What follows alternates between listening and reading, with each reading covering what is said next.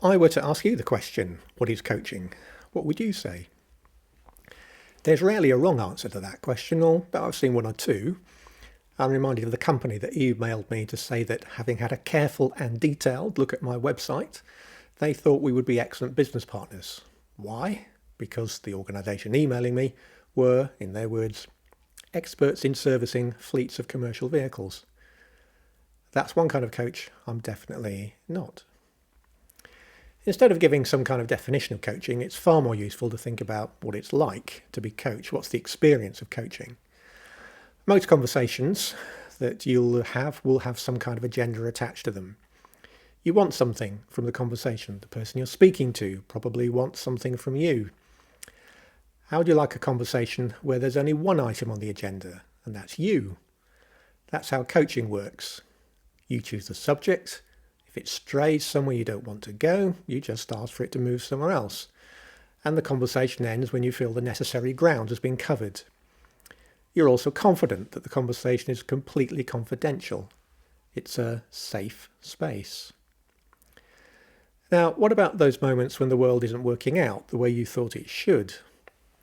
You made a decision which hasn't resulted in the outcome you'd planned, or you have people around you who are responding in ways you can't make sense of. You're asking the question, what's really going on here? You need to get under the surface to reveal the deeper issues. You need an insight space. Or have you ever been in a situation where you had a brilliant but incomplete idea that you'd like to work up but can't share it just yet? If you reveal it in an incomplete form, you might get shot down in flames, or worse, someone else might take your idea, rework it into something that they claim as their own. You need to get your idea into a more robust form and be able to present it in as robust and complete a way as possible. You need a creative space. And then there are those times or moments when you feel that one phase of life or career is coming to an end and you have a sense of dis-ease or dissatisfaction. Maybe you're starting to feel disconnected from your organisation or from colleagues. You need to navigate the uncertainty of your transition, since you find yourself in what might be described as a liminal space, a space between spaces, if you like. Well, there are 4 spaces that might constitute a what, but so what? And what's coaching got to do with any of that? The best people to answer that one are my clients. Almost every client I've worked with has, in the course of one of our conversations, said something to the effect of, I've not said this to anyone else.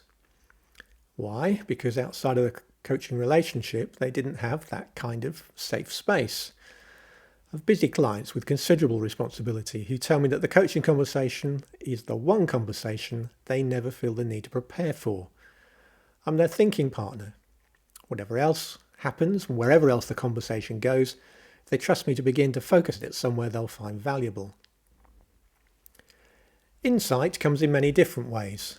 I've had more than one client, very successful in their field, who wanted to work out why it was that they were coming to work and feeling like a complete fraud.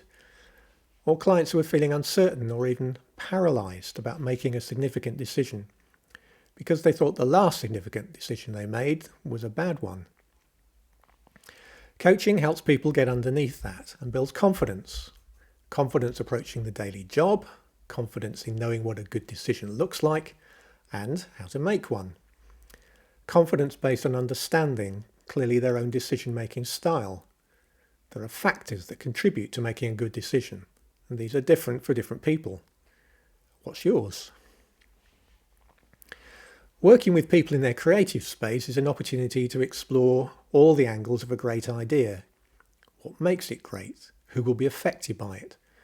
Where are the dependencies you need to be aware of? What's the optimum moment to make it visible? To whom? And in what order? What's really stopping you from sharing it now? I work with a lot of people in the liminal or transition space. I sometimes ask people, if your life was a book, what was the title of your last chapter? What would you like the next chapter to be called? When we're in transition, we have to be really clear about what we need to take with us and what we need to leave behind, the good as well as the bad. The most challenging part of a transition is the space between the old certainties of the previous phase and the new steady state into which you'll eventually find yourself.